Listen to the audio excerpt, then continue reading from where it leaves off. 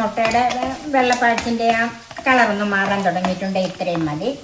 സാധാരണ നമ്മൾ egg fried rice ഒക്കെ ഉണ്ടാക്കുമ്പോഴത്തേക്കും എഗ്ഗ് സ്ക്രാമ്പിൾ ചെയ്തല്ലേ ചേർക്കുന്നത്. ഇത് നമ്മൾ ബോയിൽ ചെയ്ത എഗ്ഗാണ് ഇതിന് ഉപയോഗിച്ചിരിക്കുന്നത്. അപ്പോൾ ഇതിനൊരു വ്യത്യസ്തമായ നല്ലൊരു ടേസ്റ്റാണ്. പിന്നെ നിങ്ങൾ ഫ്രൈഡ് റൈസ് ഒക്കെ ഉണ്ടാക്കുമ്പോൾ ഇതുപോലെയൊക്കെ ഒന്ന് ഉണ്ടാക്കി നോക്കണം. കുറച്ച് മല്ലിയില നമ്മൾ ബാക്കി വെച്ചിരിക്കുന്ന എഗ് യോക്കും ചേർത്ത് ഒന്ന് ഗാർണിഷ് ചെയ്യാം. Cook with Sophie, sharing 40 years experience. ഇത് വളരെ സിമ്പിളായിട്ട് നമുക്ക് ഉണ്ടാക്കിയെടുക്കാം. അതിന് ഇതുപോലെ 1 കപ്പ് ബസുമതി അരി മതി. അത് ഒരു 90% വേവിച്ചെടുത്താൽ ഉപ്പിട്ട് വേവിക്കണം. ഇതുപോലെ 3 കപ്പ് റൈസ് കിട്ടും. അതിൻ്റെ കൂടെ ഒരു 4 മുട്ട പുഴുങ്ങി വെച്ചിട്ടുണ്ട്. പിന്നെ ഒരു 3 സവാള എടുത്തിട്ടുണ്ട്. ഇത് നമുക്കൊന്ന് തീരെ പൊടിയായിട്ടല്ല, അങ്ങനെയൊന്ന് അരിഞ്ഞെടുക്കണം. പിന്നെ ഒരല്പം എരിവ് വേണമല്ലോ, അതിന് ഒരു പച്ചമുളക്, പിന്നെ ഒരു ചെറിയ കഷ്ണം ഇഞ്ചി, ഒരു 6-7 അല്ലി വെളുത്തുള്ളി. ഇതിനോടൊപ്പം 2 സോസുകളും ഉപയോഗിക്കുന്നുണ്ട്. ഇത് ഒരു 2.5 ടേബിൾ സ്പൂൺ ടൊമാറ്റോ സോസും ഒരു 2 ടീസ്പൂൺ സോയാ സോസും. അതിന് വെളിച്ചെണ്ണയല്ല ഉപയോഗിക്കേണ്ടത്, അതിന് സൺഫ്ലവർ ഓയിൽ. ഇതൊരു 4 ടേബിൾ സ്പൂൺ സൺഫ്ലവർ ഓയിലുണ്ട്. അല്പം കൂടി എരിവൊക്കെ വേണമല്ലോ, അതിന് വേണ്ടിയിട്ട് 1 ടീസ്പൂൺ കുരുമുളക് പൊടി എടുത്തിട്ടുണ്ട്. നമ്മുടെ എരിവിനനുസരിച്ച് ഇട്ട് കൊടുത്താൽ മതി. ഉപ്പ്, ഒരൽപ്പം വിനാഗിരി, മല്ലിയില. സവാള ഇതുപോലെ ഈ വലിപ്പത്തിലാണ് അരിഞ്ഞു വെച്ചിരിക്കുന്നത്. അതുപോലെ ഇഞ്ചിയും വെളുത്തുള്ളിയും പച്ചമുളകും ചെറുതായി അരിഞ്ഞിട്ടുണ്ട്. തോട് പൊളിച്ച് വെച്ചിരിക്കുന്ന മുട്ട നമുക്ക് ഇതുപോലെ ഒന്ന് മുറിച്ചെടുക്കണം. ഇതിൻ്റെ യെല്ലോ പാർട്സ് ഉണ്ടല്ലോ, അത് മാറ്റി വെക്കണം. എന്നിട്ട് ഈ വെള്ള പാർട്സ് ഇതുപോലെ ഒന്ന് മുറിച്ചെടുക്കണം.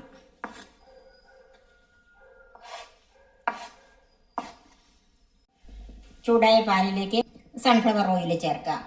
ഞാൻ ഒരു 2 ടേബിൾ സ്പൂൺ സൺഫ്ലവർ ഓയിൽ ചേർത്തിട്ടുണ്ട്.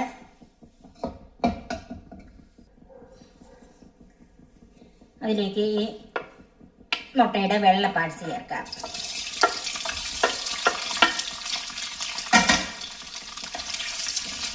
ഇത് ചെറുതായിട്ടൊന്ന് വഴറ്റിയെടുക്കണം. എന്ന് വെച്ചാൽ ഒത്തിരി അങ്ങ് മൂത്ത് പോകണ്ട. ഈ ഒരു മീഡിയം ഫ്ലെയിമിൽ വെച്ചാൽ മതി.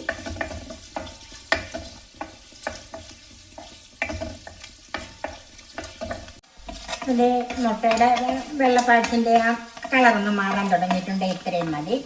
നമുക്കിത് മാറ്റാം.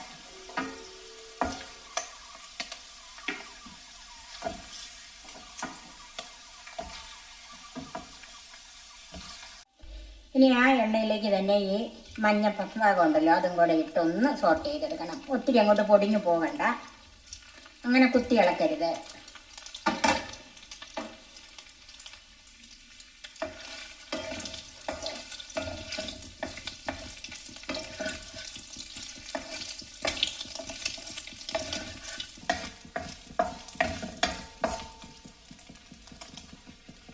അപ്പം ഇത് റെഡി ആയിട്ടുണ്ട്. ഇത് നമുക്ക് എണ്ണയിൽ നിന്ന് മാറ്റി വെക്കാം.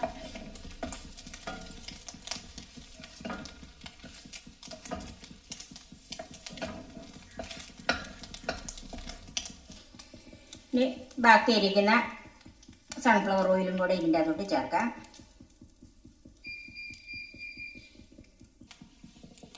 ഇതിലേക്ക് ആദ്യമേ ഈ വെളുത്തുള്ളി അരിഞ്ഞത് ചേർക്കാം.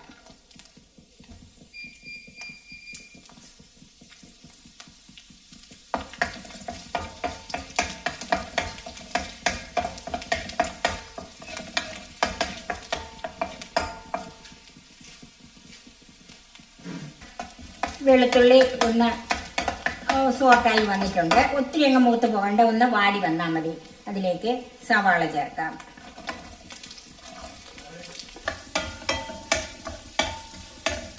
ഇത് സാമാന്യം ഒന്ന് വഴറ്റിയെടുക്കണം.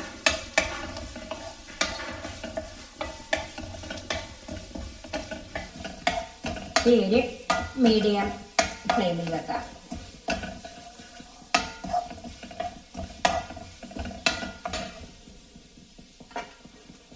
ഇനി ഇതിലേക്ക് ഇഞ്ചിയും പച്ചമുളകും ചേർക്കാം.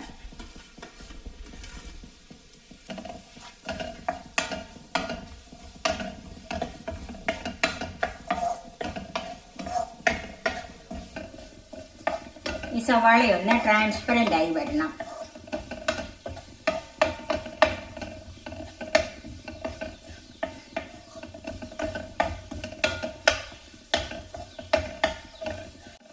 സവാളയൊക്കെ ആവശ്യത്തിന് ട്രാൻസ്പെറൻ്റ് ആയി വന്നിട്ടുണ്ട്. അതിലേക്ക് മുട്ട വെള്ള ഒഴിച്ച് വെച്ചിട്ടുണ്ടല്ലോ, അത് ചേർക്കാം.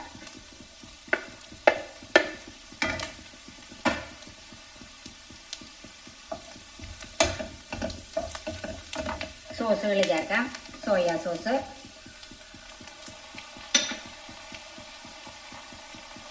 ടൊമാറ്റോ സോസ്,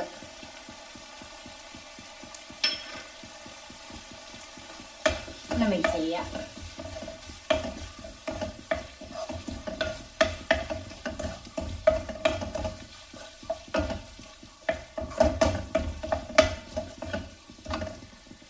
ഇതിലേക്ക് കുറച്ച് കുരുമുളക് പൊടി ചേർക്കാം. അപ്പം നമുക്ക് ചോറും കൂടെ ചേർത്ത് കഴിഞ്ഞിട്ട് എന്തോരം എരിവ് വേണമെന്ന് അതിനനുസരിച്ച് ബാക്കി ചേർത്ത് വെക്കാം.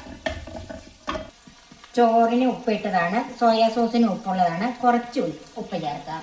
ഈ മസാലയ്ക്കൊന്ന് ഉപ്പ് പിടിക്കണമല്ലോ.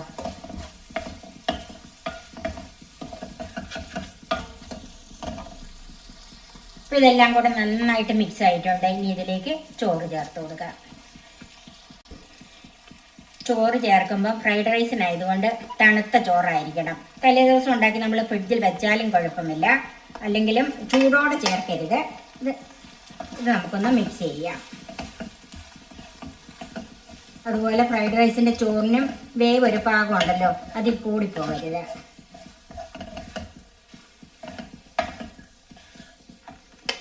ബാക്കി ചോറ് ചേർക്കാം.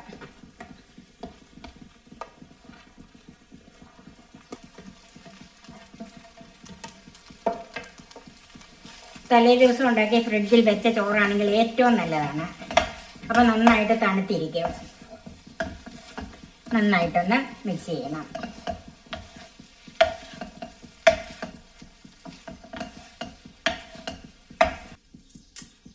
ഇതിലേക്ക് ഒരു അല്പം മല്ലിയില ചേർക്കാം.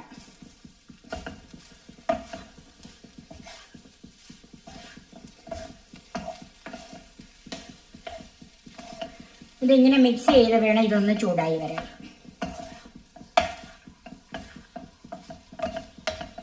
തീ ഹൈ ഫ്ലെയിമിൽ വെക്കണം. ചോറൊക്കെ ഇട്ട് മിക്സ് ചെയ്ത് കഴിഞ്ഞപ്പോഴത്തേക്കും ഒരല്പം ഉപ്പിൻ്റെ കുറവുണ്ട്. ഇതിലേക്ക് നമുക്ക് ഒരു ടീസ്പൂൺ വിനാഗിരിയും കൂടെ ചേർക്കാം. ഇത് നന്നായിട്ടൊന്ന് മിക്സ് ചെയ്യണം.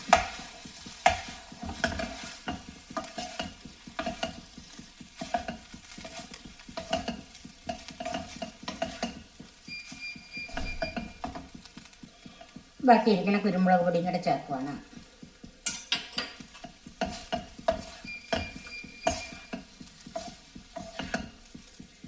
ഇതിൻ്റെ അകത്തേക്ക് മുട്ടയുടെ മഞ്ഞ ഭാഗവും കൂടെ ചേർക്കാം. അത് ഞാൻ 2-3 എണ്ണം ഗാർണിഷിന് മാറ്റി വെച്ചിട്ടുണ്ട്.